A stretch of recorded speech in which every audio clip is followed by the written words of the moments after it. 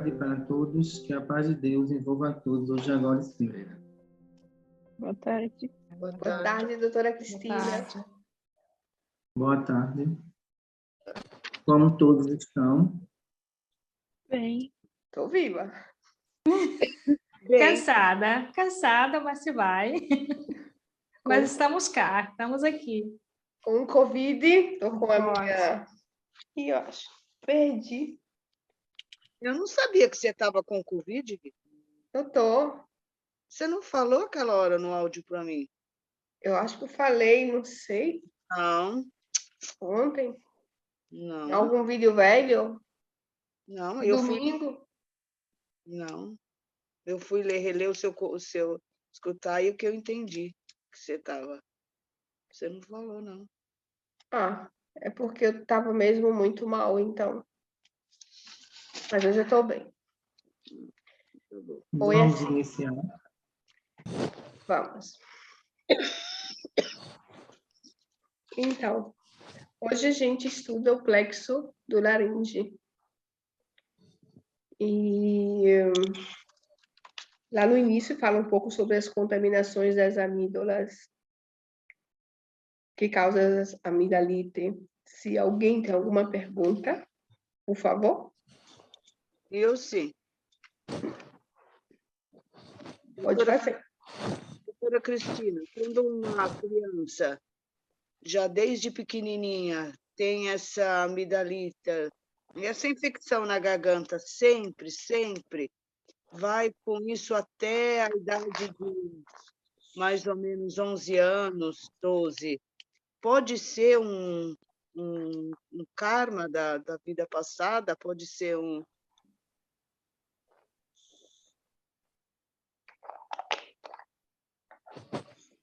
Que a paz de Deus nos envolva de agora e sempre.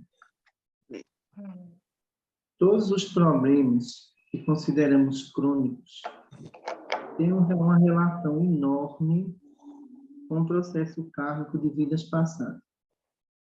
Como nós vamos explicar isso? São danos provocados pelo álcool, pelo fumo exagerado, que dentro do processo reencarnatório é praticamente impossível você eliminar uma patologia naquela região. Então, essa criança já nasce com uma predisposição para infecção de garganta. Isso se torna um pouco perigoso, porque as decorrências de infecções de garganta diariamente pode levar a uma fase mais complicada, que é a meningite. Porque essa infecção, ela também vai derrubar o sistema imunológico e pode atingir as meninges. As orientações que damos é que essa infecção não se torne fluídica. Porque se é fluídica, é mais complicada. Se é orgânica, o antibiótico combate. Mas se é fluídica, o antibiótico não vai combater. A recomendação é colocar o algodão no laringe, principalmente durante a noite, que às vezes o excesso de tosse, a imunidade cai um pouco. Reforçar a alimentação dessa criança, já que ela tem essa deficiência, provavelmente tem dificuldade na deglutição. The other person has call captions enabled. Please start speaking. Quando vamos observar tudo isso, nós começamos a nos preocupar com outros fatores, que são os fatores cardiológicos. Porque dentro de uma infecção, o coração sofre muito. Esse sofrimento do coração está baseado no quê? As bactérias e vírus que terão que passar por artéria. E aí essa criança pode ter arritmia cardíaca e outros tipos de complicações também. Entendi. Obrigada, doutora Cristina. Doutora, eu vou lhe fazer uma pergunta com relação a essa questão aí do fumo, né? Por exemplo, eu venho observando com o passar dos anos que funciona diferente em algumas pessoas. E, por exemplo, no Brasil a gente teve Oscar Niemeyer, que viveu 105 anos e ele fumava 105, 104, não sei, fumando, mas trabalhando muito, sendo útil à sociedade, né? Já eu tive um parente, morreu mais ou menos com 80 anos, era alcoólatra. E conheço uma outra pessoa que se envolveu, infelizmente, numa dívida de uma outra criatura, era um vizinho meu, que, por exemplo, ele, para defender a irmã, ele teve que cometer um assassinato, porque ele tinha que escolher entre defender a irmã ou deixar o marido da irmã fazer um assassinato com ela. Então, essa pessoa caiu no alcoolismo por conta da culpa, certo? Aí a minha pergunta é, aonde esses vícios eles interagem na questão da vida dessa pessoa, né? Porque uns vivem muito, mesmo fumando, e outros simplesmente desencarnam assim, rapidamente, por conta do vício mesmo. Deixa eu explicar uma coisa, você, Cília, vê só. Existe o vício traumático, existe a dependência do vírus, do vício sem o trauma. Então, vamos trabalhar esses dois conjuntos aí. O vício traumático, ele mata rápido, porque aquela pessoa, além de se destruir psicologicamente, fisicamente, ela quer realmente se matar, e o meio é o vício. O não traumático seria aquela pessoa que não tem o trauma, mas tem o vício. Então, o que acontece com algum desses espíritos? O organismo dele tem resistência, o organismo dele é orgânico. Mas quando a gente vai para os fatores espirituais, vamos dizer que as pessoas que você citaram aí, hoje, no mundo espiritual, elas se encontram dentro de UTI para trabalhar a respiração delas. Isso quer dizer, sendo havido uma continuidade, as sequelas vão continuar no mundo espiritual. O que é que diz alguns espíritos aqui? Mas lá na Terra, eu não tinha todos esses problemas. E por que eu tenho agora? Porque na Terra existia a sustentação do seu corpo, que durou 104 anos essa sustentação, mas só que seu corpo espiritual não tem a mesma resistência. É por isso que você está internado nessa UTI com crise respiratória. É a partir daí que os espíritos, né, que ficaram dependentes tanto da bebida como do álcool, por não fatores que consideramos traumáticos, eles começam a entender o mal que fez à sua saúde. Esse período de tratamento deles na UTI pode durar até 5 anos, contando aqui com a idade de vocês. 5 anos de tratamento. Isso quer dizer que nós temos que fazer a desintoxicação dele para depois ser encaminhado para uma colônia espiritual. Se ele tem ainda a compulsão do vício, ele vai ficar internado. Ele não tem condições de sair de jeito nenhum. Então, quando essa compulsão começa a deixar de existir e começamos a observar que seu corpo espiritual não tem mais manchas escuras, significa que a gente pode transferir esse espírito para uma colônia espiritual, certo? Enquanto aqueles que muitas vezes morreram de vícios traumáticos, o que acontece com eles? O sentimento de culpa é tão grande que, para eles, ele é um suicida indireto. Então, eles já não estão mais aí dentro de UTI. Eles mesmos se dirigiram às regiões de sentimento de culpa, e nessas regiões eles ficam presos, onde existe ali também o tratamento psicológico e psiquiátrico dos médicos espirituais para tratar dessas criaturas. Então, quando a gente vai dividir os vícios, a gente tem os vícios traumáticos, existe o vício por dependência. No caso das pessoas que morrem com determinada idade avançada, eu não atribuo ao traumático. O traumático, ele, às vezes, não dura 5 anos de vício, que ele termina desencarnando. Porque o que mata ele é o emocional e a substância química. Obrigada. Eu tenho uma... Vai, Ida. Eu sempre sou retiro das amidalas, né? Já está no final ou no início? Agora não me recordo. Porque estamos falando no início, né? Ainda. É no início. A gente ainda está no início. No início, né? Das amidalas. Fato, eu queria fazer uma pergunta, doutora Cristina, sobre o retiro das amidalas, não? Que me assustou muito lendo os estudos, não? que dizemos que quem vem sofrer dizemos dessas amidalas, né, quando que chega a uma idade que começa a adoecer haver problema com essas glândulas, né? Foi pessoas que sofreram, teve morte de sufocamento ou morte por suicídio em vidas passadas, né? Pode ser só pelo suicídio, só por suicídio, a minha pergunta pode ser acontecido só com sufocamento ou por outras gravidades, somas que aconteceu na garganta, ou foi sempre só um suicídio, não sei como explicar. Não sei se a senhora me entendeu. Porque... Entendi. Deixa eu lhe explicar. Então, vamos lá. Se alguém estrangulou você em vidas passadas, essa pessoa fotografou o estrangulamento na memória dela. De quem é o dano? É seu ou dela? É dela. Ela foi o agressor.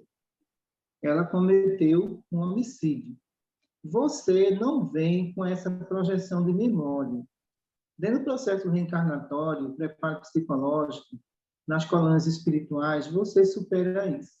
Mas a pessoa que cometeu esse ato, na hora que ela cometeu, ela danificou o plexo laríngeo. Então, significa, nesse primeiro caso, que o agressor, ele recebe já a sua própria dívida no momento da morte daquela pessoa, do homicídio daquela pessoa. Por exemplo, agora, se de repente a pessoa provoca um suicídio por enforcamento, os danos são emocionais e o dano é no laríngeo. A danificação ali existe. Então, se você lê o livro de Leon Denis, No Momento da Morte, você pode pesquisar esse livro aí. Então, sim, esse livro descreve que na hora que vocês vão morrer, vocês fotografam o último momento. Esse último momento, se ele for uma morte natural, não é traumático. Se ele for uma morte por violência, se for uma morte por tortura ou suicídio, ele é traumático. Você arquivou. Entendi. Então, por isso que eu vou encontrar aqui no Maria Cláudia, na sala de desencarne pós-morte, alguns casos que eu observo que aquela pessoa, muitas vezes, cometeu um ato indevido na sua vida. Então, o que é que acontece? Ela sente toda a reação porque ela arquivou o momento do ato. No caso do suicídio, o que acontece do outro lado com eles? Então, eles não tiveram morte natural. Quando você vai para o setor de morte natural, a gente vai observar que a fisionomia é mais calma, eles são mais leves, entendeu? A recuperação é mais rápida, porque foi por morte natural e não traumática. Quando a gente vai para o vaso suicida e a gente observa as mortes provocadas por suicídio, ele fotografa o tiro na cabeça, o enforcamento, o envenenamento. Esse último momento é o que você guarda e é o que você vai sofrer. Por entendi. Isso, entendeu? Por isso que o drama do suicida, ele é mais complexo do que outra morte. Porque o que nós observamos alguns que se jogaram na frente de locomotivas, então, em pedaços, entram no Vale do Suicida.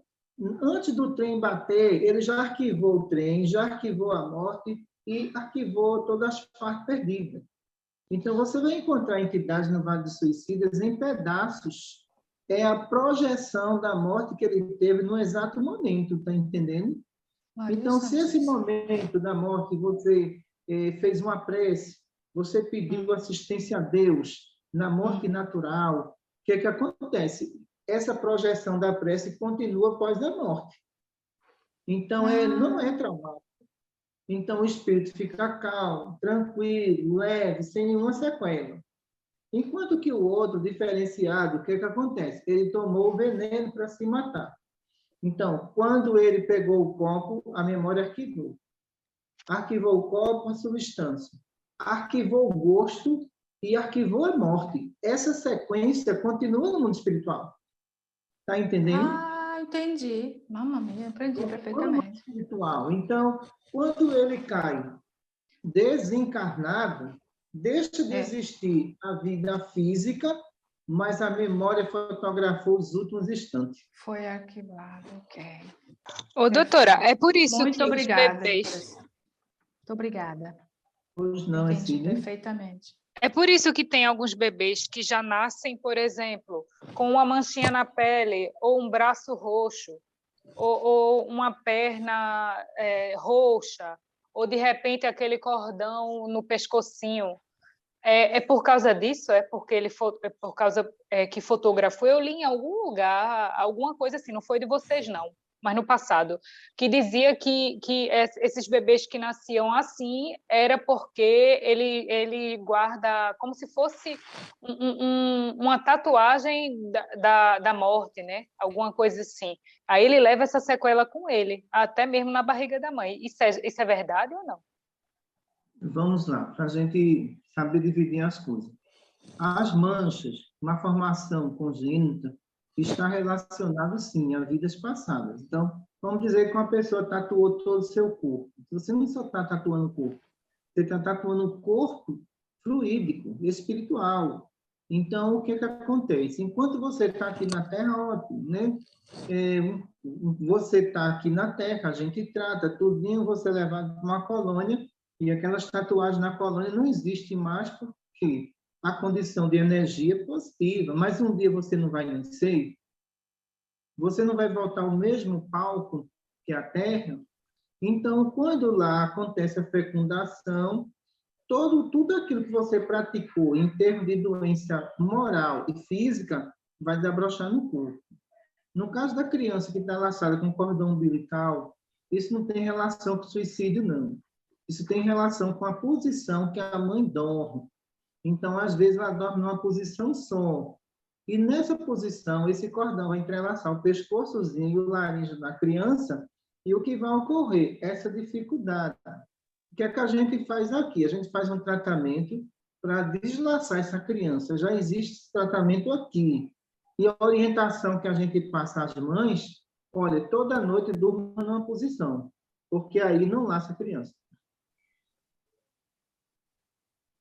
Obrigada.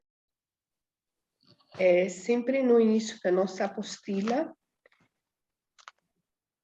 tem uma parte que fala nessa absorção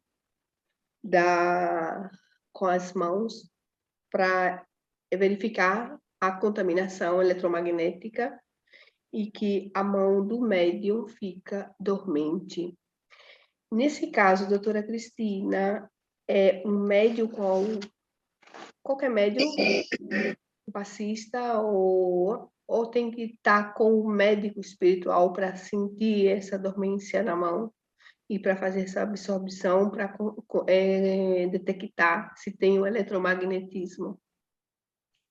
É da responsabilidade do médico espiritual, junto com o médium, detectar e pedir para o passista fazer o passo ou de aplicação, de dispersão no local, está entendendo? Mas não é o passista que vai fazer isso, é o médico que vai dar o diagnóstico para ele. Porque se a gente deixar o passista fazer, pode ser que tenha coisa que o médico tenta acrescentar e o passista não sabe. Então, o médico espiritual, ele tem um compromisso de detectar e falar o seguinte: olha, eu vou aplicar um ectoplasma na garganta, porque nesses casos aí é mais eficiente o ectoplasma. Se aplica 20 ml no adulto, se for uma criança, 5 ml na criança. Então, por quê? O ectoplasma, na verdade, ele é uma substância que existe ali antibióticos, existe calmante, vasodilatador, existe tudo nele. Então, ele serve para muita coisa. E então, essa é também feito sempre na clínica médica a retirada desse eletromagnetismo com a seringa, como vocês chamam, pulsão, não me lembro bem. Absorção. A clínica médica, junto com o médico espiritual, vai pedir ao passista para fazer a absorção com a seringa. Está entendendo? Caso contrário, a mesma coisa, o médico espiritual pode fazer essa absorção. Mas tudo o que acontece na clínica médica, o médico espiritual tem que estar de frente. E em caso de pessoas, principalmente crianças ou jovens, que têm sempre essa tendência a fazer placas para poder, que estão sempre pegando antibiótico, porque a terapia é essa. Na clínica médica, o uso do ectoplasma na seringa, ele contorna essa situação? Contorna. A clínica médica atualmente trabalha com ectoplasma, radioatividade, o espaço de clínica médica, o espaço da neurologia. Então, tem um campo vasto de medicação para a gente fazer na clínica médica. A clínica médica pode trabalhar assim, com ectoplasma. Ok. Se alguém tem alguma pergunta, senão eu teria uma do Mário. Posso fazer? O seu Mário, ele pergunta, que está falando sobre a imunidade da garganta, pessoas que falam palavrões.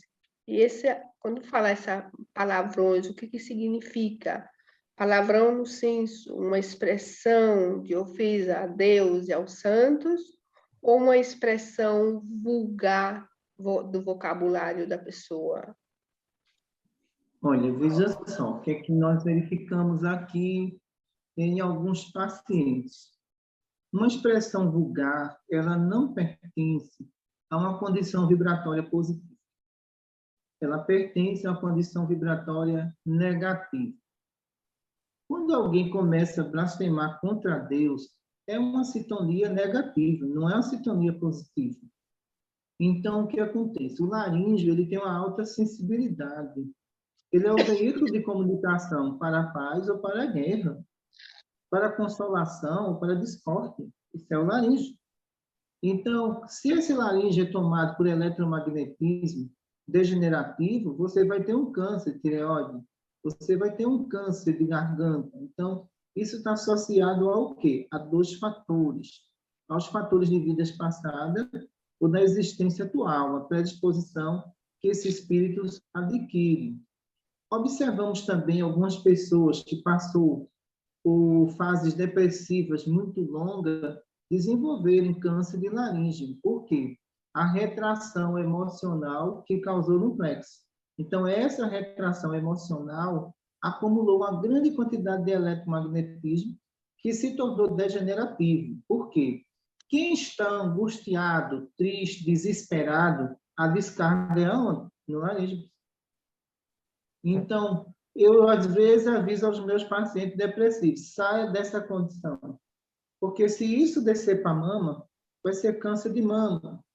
Então, se isso descer para o rins, você vai ter câncer no rins. Então, o processo depressivo, ele é muito perigoso, porque, geralmente, ele é uma doença silenciosa, depois essa doença se transforma em doença molecular, e a partir daí é mais difícil o paciente sair. Porque já não é mais um estado emocional, é um estado de degeneração orgânica. Certo. Doutora, uma pergunta. Como na medicina normal, tanto a garganta quanto as fossas nasais e os ouvidos, eles têm a ver um com o outro, eu gostaria de saber se eles têm a ver também na medicina espiritual.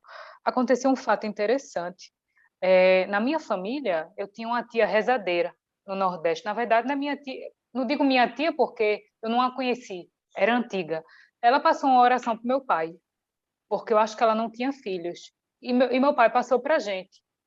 E aí, quando eu faço essa oração no povo, o povo se cura de determinados problemas. O último problema que teve foi um problema de ouvido. Essa pessoa estava com um pus muito grande no ouvido e eu fiquei desesperada porque não tinha médico, porque foi na época da pandemia, todo mundo estava evitando ir para o hospital desnecessariamente. E aí eu passei praticamente uma noite toda fazendo como se fosse um passe. É porque aqui chama reiki, na verdade eu não sei nem o que é que eu faço, viu? Eu não sei nem o que foi que eu fiz, a verdade é essa. E aí eu comecei a fazer emanando essas coisas e pensei muito em Deus e tudo. No outro dia, aquele pus deu lugar a uma cera. O que foi que houve ali? O que foi que eu fiz, na verdade? Porque ninguém me explicou isso, né? Ninguém... A prece e a permanência dela por 10, 20, 30 minutos gera um eletro positivo. Esse eletro positivo, na direção daquela pessoa que não está com processo obsessivo, que se tivesse, o obsessor devolvia, e você ia se complicar. Só que a doença aí foi orgânica, ela não foi uma doença espiritual. Quando se trata dos dois, é mais complicado, porque na medida que você reza, o obsessor também emite vibração negativa até você desistir e ele te surpreender. Você segurou a prece, mas a doença era orgânica. Sendo orgânica, o seu fluido era compatível para realizar a cura daquela pessoa. Mas por outra pessoa, poderia acontecer a mesma coisa? Quando a condição fluídica não é compatível, geralmente não acontece. E a gente viu isso no caso de Jesus, quando ele foi curar o cego de nascença. Então, ele pegou o quê? Ele pegou o barro para fazer a manipulação e a combinação energética para fazer o cego enxergar. Por quê? Porque o cego era muito materializado. No caso das rezadeiras do Nordeste, o que nós temos visto aqui são mulheres que consideramos umas verdadeiras heroínas, mas tem um porém, elas pagam com a própria saúde. Porque quando é um caso orgânico, é muito fácil elas resolver. Quando é um fator obsessivo, aí é mais difícil, elas não dormem, às vezes tem fastio, às vezes tem depressão, provocado por aqueles espíritos que muitas vezes levou rezadeiras nessa região aqui à morte, cargas eletromagnéticas, algumas morreram com tumor no fígado, na mama, provocado por essas entidades espirituais. Então, esse é o preço do bem. Mas quando a gente passa as técnicas dos eletrodos para que os médios não corram risco, então essas técnicas vêm salvando muitos médios, porque na realidade, quando o obsessor ele vibrar contra esse médio, a carga não vai para o organismo do médio, vai para as pilhas. Ei, doutora, vamos então para a parte prática. Me diga então, vamos supor que essa pessoa tivesse ali com o obsessor, né? O que é que eu teria que fazer? O que é que a gente teria que fazer numa situação dessa? Vamos supor, está desesperado, não tem hospital, não tem médico, não tem nada. E aí? E agora? Qual seria a forma correta da gente operar nesse sentido?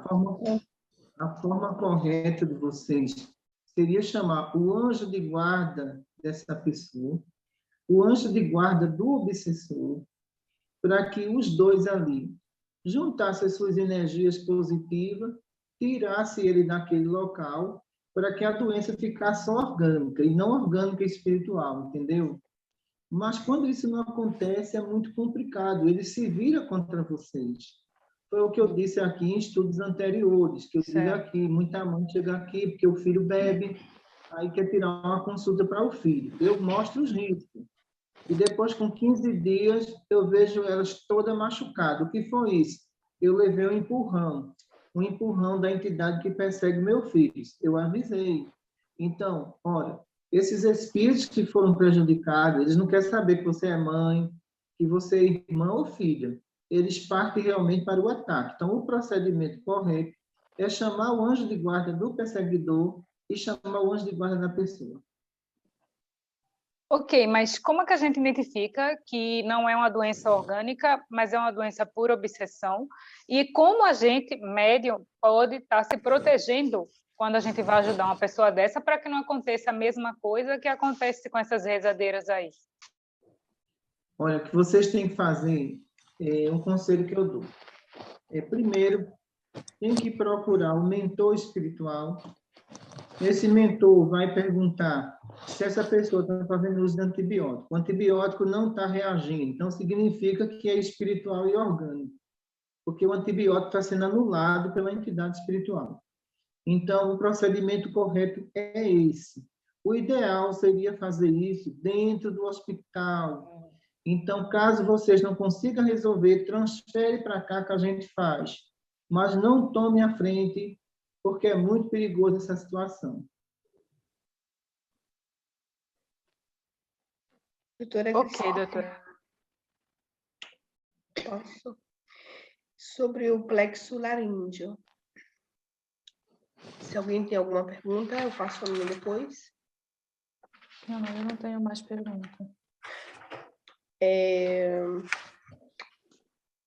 Quando o médium está num trabalho de incorporação, que ele está incorporado, né, e que o espírito fala que ele é um alcoólatra, a senhora ensina de dar esse passe dispersivo no laríngeo do médium, que está incorporado, e fazer uma aplicação de fluido na região para recompor a lesão.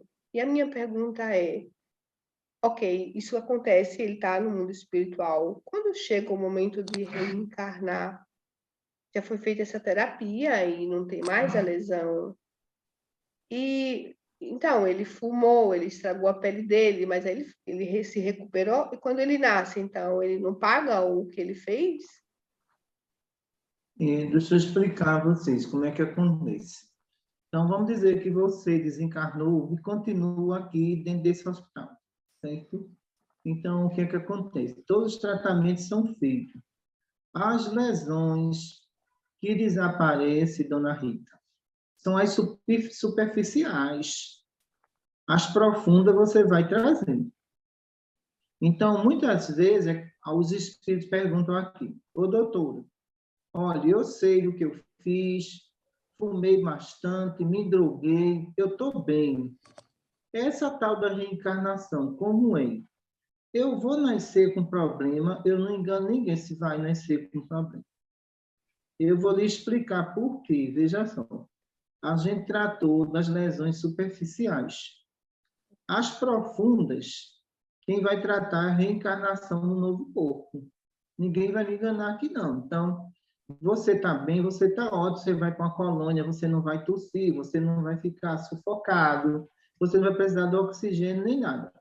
Mas no dia que você nascer, já vai ter que ir para oxigênio, porque as lesões profundas do perispírito periférico, elas só têm cura dentro do processo reencarnatório.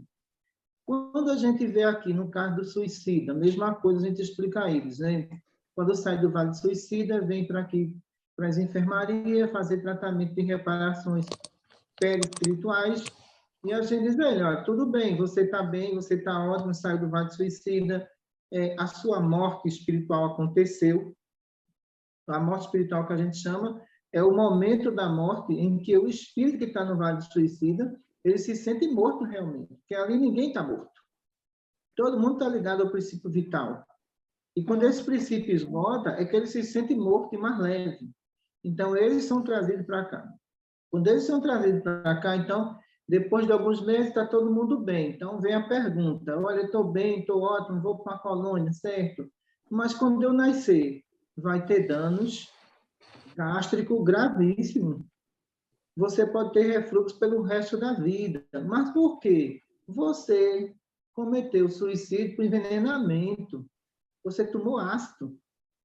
Então, por enquanto, você está bem, porque tratamos o superficial. Mas o profundo, pessoal, qualquer lesão interna, ela não tem reparação. A reparação é o processo reencarnatório.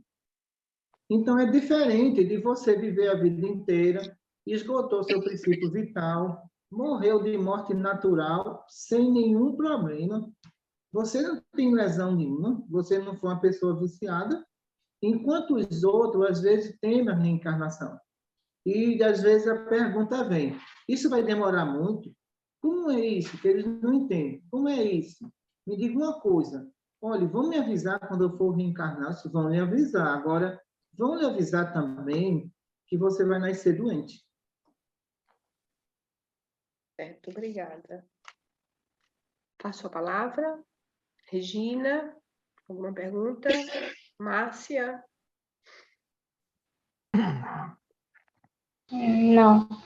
Emily? Leia? Não, não tenho nenhuma pergunta, obrigada. Não, nenhuma. Não tenho nenhuma pergunta. Eu tenho mais uma, doutora Cristina. Hoje não. Durante a palestra,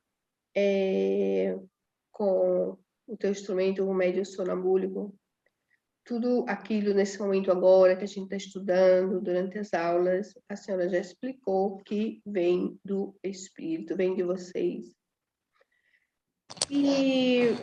Mas com relação à língua internacional, nesse caso, hoje, por exemplo, nós estamos fazendo uma aula onde poderia ser em italiano. Então, essa coisa não acontece porque nos registros mentais do médio de vidas passadas não existe essa língua? Porque o espírito não tem nacionalidade.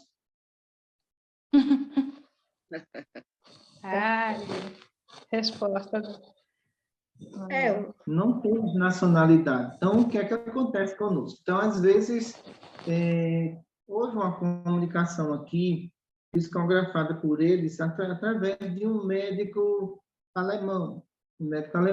Então, é o caso do Dr. Ludmilla. O Dr. Ludmilla é um médico alemão. Então, é um médico alemão. Então, o Dr. Ludmilla escreveu, e na hora de escrever Ludmilla, então, ele disse, olha, me ensine como é que se escreve Dr. Ludmilla, porque esse nome é estranho para mim. E o médico escreveu o nome dele, Dr. Ludmilla. Então, o que é que acontece? A gente fotografou o nome do médico para que saísse na psicografia, porque a linguagem era diferenciada, então nós não temos nacionalidade.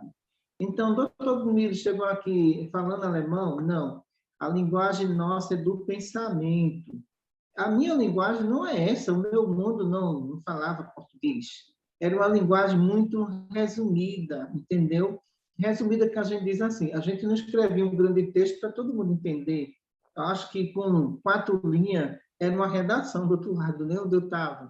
Era muito diferenciado. Então, vocês já são diferentes, vocês empregam vários tipos de linguagem, verbos, adjetivos, essa coisa toda. Então, eu consegui me adaptar à linguagem de vocês depois de 5 anos trabalhando com o médico. Mas eu tive dificuldade. Por quê? Na minha pronúncia, essa coisa toda, pode observar que meus lábios são muito fechados. Então, do mundo onde eu vim, a minha pronúncia era mais para dentro do que para fora. E eu tive uma vez aqui uma consulta, foi interessante, e é interessante passar isso para vocês, que a pessoa era surdo e mudo, né? Então, ela fazia leitura labial. E na leitura labial, ela sabia o que a minha assistente estava falando. Mas quando partiu para mim, o negócio ficou sério. Viu? Ela não conseguia fazer. Desculpa, doutora Essa. Não, pode ir, que foi verdade. Então, aí ela dizia para a assistente, né? Eu não estou entendendo o que ela está falando, não estou entendendo o que ela está falando na linguagem de Braille, na linguagem de sinais. Não estou entendendo. E eu dizia, agora deu certo. Ela está fazendo leitura labial do mundo onde eu vi. Ela não vai achar nunca essa língua. Então, na visão dela, a leitura labial não era a leitura do português que eu estava falando. Era uma língua que ela não conhecia. Na percepção dela, não conhecia a língua. E foi o que o pessoal fez. Olha, doutora Cristina, a senhora fala que eu vou interpretar para ela entender. E o que essa pessoa surda e muda não entendeu? Porque ela entendia a linguagem dos sinais com assistente e não entendia a minha leitura labial. E eu ainda me esforcei muito, falei bem devagar para ele entender, e ela fazia, não estou entendendo. Não estou entendendo a leitura labial. Então, o que acontece, pessoal? Os espíritos, eles usam a linguagem universal. Quando vocês sonham comigo, vocês sonham falando comigo em italiano, inglês, português? Não, vocês sonham comigo conversando pelo pensamento. Não é verdade? Verdade. É pelo pensamento. Exato. Então, isso quer dizer que, se um dia alguém desencarnar, ou socorro que eu faço na Itália, eu não estou falando italiano. A linguagem do pensamento é como um código. Quando você recebe, eu entendo você e você me entende. A linguagem de vocês é a linguagem vocal, é diferente da linguagem do pensamento. Olha que explicação. Ô, doutora, Agora, nesse sentido... outra questão. Deixa eu explicar a vocês. Deixa eu explicar outra coisa. Agora, vamos dizer se o sonâmbulo ele tivesse reencarnação na Itália, certo? Então, se ele tivesse reencarnação na Itália, ou se foi a última reencarnação na Itália. Então, o que é que acontece? Na hora do transe, essa última reencarnação seria lembrada. Então, no caso desse médium, falaria em italiano. Mas Savandi não tem reencarnação aí. Se não tem reencarnação, significa que não tem arquivo. Então, quando a gente vai buscar os arquivos de reencarnação que o médium também teve na Terra, a gente encontra pouquíssimo, porque teve pouca reencarnação aqui. Está entendendo? Então, por isso que já muda tudo. Porque eu já trabalhei com médium sonambúlico, que, na realidade, esses médios estavam falando aqui até alemão. Mas quando a gente viu no processo de regressão de memória, não era o espírito que estava falando alemão, mas era o espírito do médico que teriam reencarnado na Alemanha, e foi na última reencarnação dele. E nessa próxima, ele trouxe esse arquivo mental bem ativo. Doutora, uma pergunta. No engraçado. caso, desculpa, no caso, doutor Pietro Guilherme, né? Que é o mentor aqui da Itália. Ele, no caso, a nacionalidade dele, ele é brasileiro ou qual a nacionalidade? Ou é italiano? Os mentores, tanto daí como da Austrália, eles são preparados para atuar no país de origem. Foram espíritos que tiveram passagem nesse país. Foram espíritos que estudaram com os médios receitistas antes do processo reencarnatório. Então, a nacionalidade deles é daí, mas o que é que acontece? Eles vão utilizar essa linguagem daí porque é necessária, está entendendo? No caso de Francisco, a mesma coisa. Francisco é brasileiro, mas o espírito que foi designado para lá, ele tem origem naquela região, a missão dele é lá. Entendi. Aí, doutora, por essa sua explicação, será assim que nos países onde a linguagem é mais complicada, onde as palavras são maiores, onde a gramática é mais complicada ainda, é porque eles são mais atrasados, certo? No caso, a gente aqui também, né? Por essa explicação que a senhora deu. Não, porque eu acredito que do mundo onde eu vim, precisava pouca coisa para a gente explicar muita coisa, né? E mundo, expiação e prova não é a linguagem que vai distinguir a evolução de um povo, né? A evolução de um povo que vai evoluir a linguagem. Então, na medida que esse povo tem que se melhorar, se adequar, vamos dizer que daqui a 300 anos, Cília, a linguagem universal seja do pensamento, e aí? Então, daqui a 300 anos vai existir aparelhos que você vai se comunicar pelo pensamento e quem estiver aqui vai entender. Olha aí, não existe já aparelho de interpretação de linguagem, não é verdade? Esses aparelhos já existem no mundo. Então, o que acontece? O mundo vai evoluindo e os povos vão entendendo que a única linguagem que a gente tem, ela é universal, não é verdade? Então, essa linguagem que vocês utilizam, ou aqui no Brasil são utilizadas, o que acontece? É necessário porque é mundo de expiação e prova. Se você for para o mundo de regeneração, os povos têm linguagem diferenciada, mas entendimento espiritual na mesma linha de direção, é diferente. Aqui, os povos têm suas culturas, suas diferenças e, às vezes, divergências espirituais. Aí é que é muito sério. Entendi. Sobre linguagem, eu vi uma palestra de vocês que eu achei bem interessante, porque num momento, teve uma pessoa que estava querendo contradir o senhor Vandi. Aí ele já estava lá falando um monte de coisa, não sei o quê, de repente deu um branco. E ele disse, não sei, me deu um branco agora quando eu estava fazendo essa pergunta. Aí, quer dizer, aí eu pergunto, no hospital aqui da Itália, vocês vão ajudar nesse sentido também, né? Porque vai ter um monte de gente que vai querer não concordar, né, com o que se está sendo dito. Olha, vamos tomar Jesus como referência. Ele tinha uma linha de conduta, uma linha de ensinamento. Os fariseus e saduceus afrontavam Jesus, mas ele não saía da linha de comportamento. nem na linha de conhecimento. A mesma coisa são vocês. Então, ou vocês acham que a implantação dos hospitais espirituais na região Nordeste foi fácil?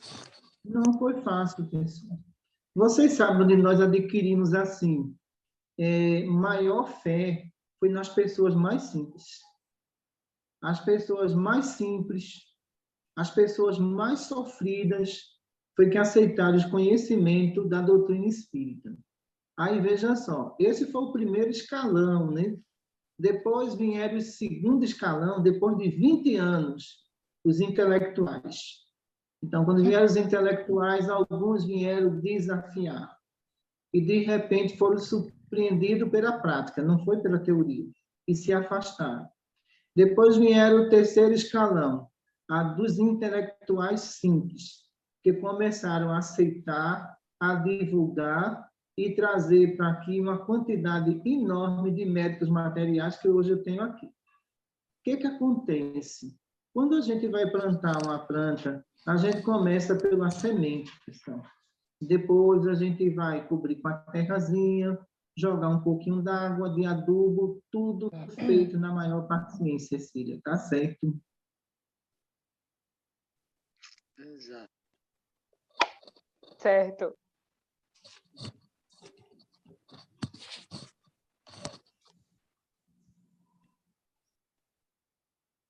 Hoje não se pode fazer pergunta em relação ao plexo...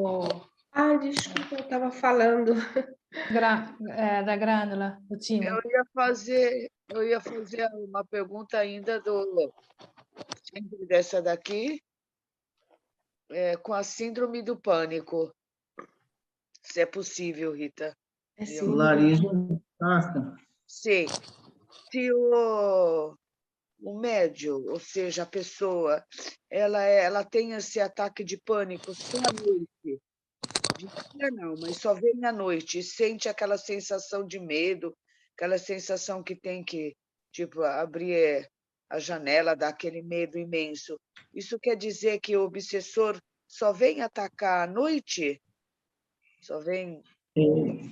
Veja só, tem espíritos, viu, Norma, tem espíritos que têm hábito noturno. Não tem animais que têm hábito noturno? A mesma coisa, tem espírito em hábito noturno. Então, o que é que acontece? Ele só impressiona durante a noite. O silêncio da noite, a escuridão da noite. E vocês têm que se fortalecer na fé. Por quê? O domínio obsessivo começa pelo medo. Depois que ganha, fica muito difícil o médium se livrar. Então, as condições emocionais de medo dos médios pode levar ele às várias situações. Então, o que é que acontece? Se a gente tem Deus no coração, nada vai acontecer. Temos que enfrentar os nossos medos para vencer as nossas dificuldades. Eu observo alguns que têm crise nervosa, que o laringe contrário, a glande fecha. O que é que acontece naquela pessoa? Ela fica completamente sufocada. Alguns têm crise de ansiedade grave que o laringe trava. Então, eu vi aqui um senhor, na questão do lockdown que foi implantado no Brasil, esse senhor, o que acontece? Ele tinha tendência a suicídio. E tudo que acontecia, ele assumia que era o obsessor, e não ele. Então, no lockdown, ele muito preocupado, com medo do Covid, com medo de morrer, e, de repente, ele caiu ali num surto psicótico. E no surto psicótico, ele quis dizer a mim que a entidade queria matar ele. E ele gritava, eu vou matá-lo, eu não gosto dele. Mas não tinha entidade perto dele. Era ele querendo castigar ele mesmo. Porque ele encontrou um meio de querer tirar a própria vida através do Covid. Então, naquele momento, a gente tirou ele do surto psicótico, disse olha, aí não tem espírito, apenas existe uma pessoa insatisfeita com a vida que tem que melhorar essa condição. Mas o senhor não pode querer morrer, não tem espírito nenhum que vai lhe matar. Então, o que acontece com muitas pessoas? Às vezes está passando por uma dificuldade, mas não quer assumir a dificuldade. Pessoal, existe psicóloga, olha, existe psiquiatra que pode passar um remédio. Esse remédio pode ser um calmante simples, mas não deixe de se tratar, não, de jeito nenhum. Porque existe, nesse ponto de vista, a discriminação com psiquiatra e psicóloga, mas às vezes esses profissionais são necessários. Sim, e muito. Eu vejo no meu trabalho o quanto eles são importantes. Sem eles, até nós temos 2 vezes por mês a psicóloga que vem falar com nós. Seguramente a Ieda também, porque nós precisamos, na área de psiquiatria, Certo, né, Ieda? Precisa certo. desabafar e a gente passar. No meu, nós temos 2 vezes por mês para conversar com a psicóloga e tanto falar do que está acontecendo no trabalho, depois também de nós, daquilo de dentro, para poder ter uma ajuda. Certamente. Doutora Cristina, só para eu tirar a dúvida de tudo, porque na nossa apostila é transcrito algo que não está de acordo com a resposta que a senhora me deu, então eu preciso corrigir essa apostila. A apostila fala assim: no caso dos médios sonâmbulicos, em transe sonambúlico, o espírito atua sobre a memória e sobre o plexo, e o mesmo pode chegar a falar 3 idiomas sem ter estudado. E aí, ou eu tenho que ouvir essa aula mais vezes, eu não estou conseguindo... Não precisa corrigir, não. Deixa eu lhe explicar aí. Existe a categoria de sonambulismo, certo? Então, no livro, você vai encontrar isso no Livro dos Espíritos, essas categorias. Existem médios que ele tem a predisposição para regiões superiores, então já tem um espírito bastante evoluído. Existe médio que ele tem a predisposição para regressão de memória. Então, são esses que têm essa predisposição para regressão de memória, que pode falar em 2 ou 3 idiomas. Mas, para ele falar sobre 3 ou 2 idiomas, ele teria que reencarnar nesse local, teria reencarnado nesse local, certo? Então, aí não precisa correção. Certo. Agora, são todos os sonâmbulos? Não, não são todos os sonâmbulos, não, de jeito nenhum. Agora, por exemplo, nós temos aqui uma criança agora que ela tem autismo, certo? Então, essa criança tem uma regressão de memória espontânea, provavelmente é um sonâmbulo. Então, ela fala o quê? Ela fala inglês e espanhol. Qual a idade dessa criança? 5 anos. Então, ele provavelmente reencarnou. Nesse processo, como ele tem 5 anos, ele trouxe isso muito mais sensível para essa reencarnação. A família nunca ensinou inglês a ele, nem espanhol. E ele fala inglês e espanhol. E às vezes é o dia inteiro, viu? Falando inglês e espanhol. Então, ele é um sonâmbulo que a gente pode dizer assim, ele tem predisposição para falar diversos idiomas. Mas já outros sonâmbulos não são a mesma coisa. E essa língua dormente, na hora da palestra, eu vejo as palestras que tem nos domingos, que esses médios, eles falam 45 minutos, que parecem profissionais, eu digo, onde é que a gente vai... o espírito... Todos vocês vão conseguir. A questão é a confiança.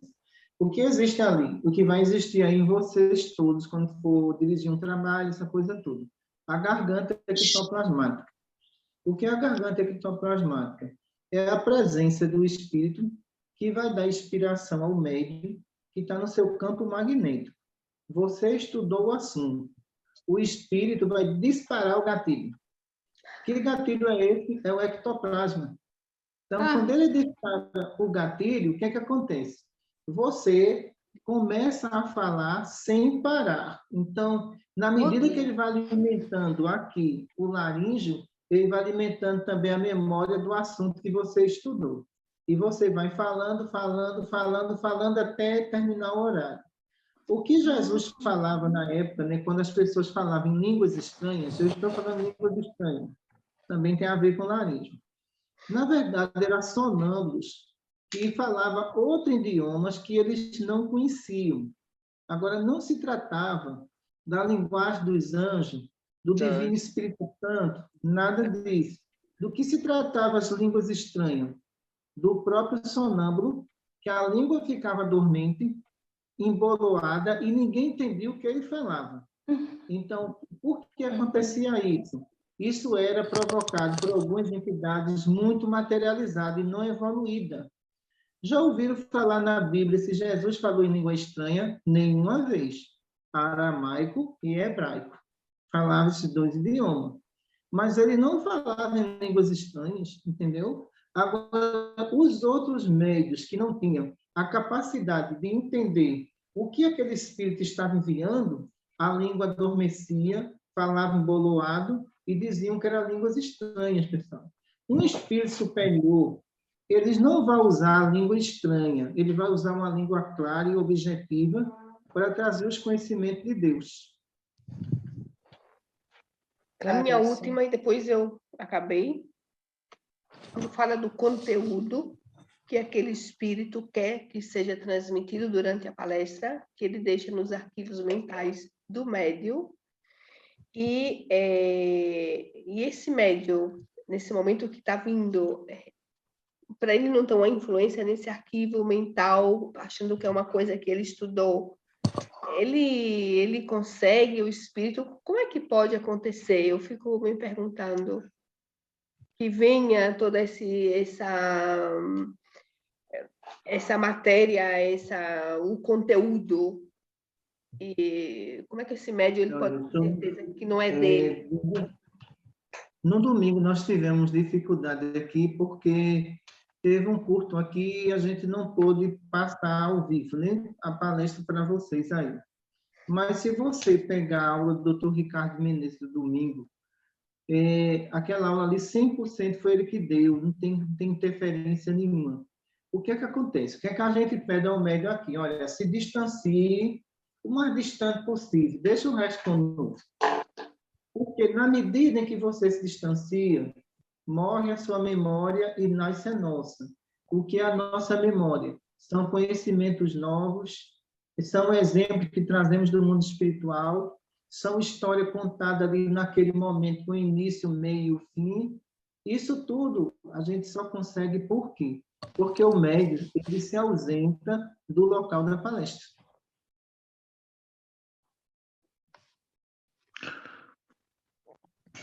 Mas pode acontecer que durante a noite, enquanto o médium está dormindo, não falo o seu Vandi, que já tem essa mediunidade superativa, um médium que está começando, que o médico ou que o espírito deixa na memória dele alguma coisa, ou mesmo no meu caso, eu que ainda não tenho, que o Dr. Pietro me fala alguma coisa durante o sono e durante o dia eu digo, vamos fazer essa coisa, mas não é coisa minha, é uma intuição, é uma coisa que ele deixou durante a noite.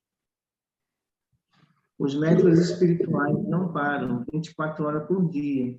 E, às vezes, pode deixar uma palestra inteira na sua memória para, no dia da sua escala, você fazer durante a noite ou durante o dia. Muita paz para todos. Obrigado a vocês. Obrigada. Já acabou, Obrigada, doutora. Esse curso tem que durar 10 horas, doutora. Tempo voa aqui. É muito estudo. Vamos fazer a nossa prece. Senhor Jesus, ilumina, Senhor, as nossas irmãs e mostra, Senhor, a importância de cada uma delas dentro do teu projeto de luz, de amor e de caridade. Mestre amado Jesus, que os anjos de guarda dos familiares de todos que se encontram longe da pátria amada Brasil, Senhor, proteja seus filhos, seus maridos e seus parentes, porque todas, Senhor, são filhas de Maria Santíssima, a nossa Mãe Maior. Só temos, Divino Jesus, a Te agradecer pela inspiração que nos deste. E em Teu nome damos por encerrado nosso estudo. Boa noite para todos.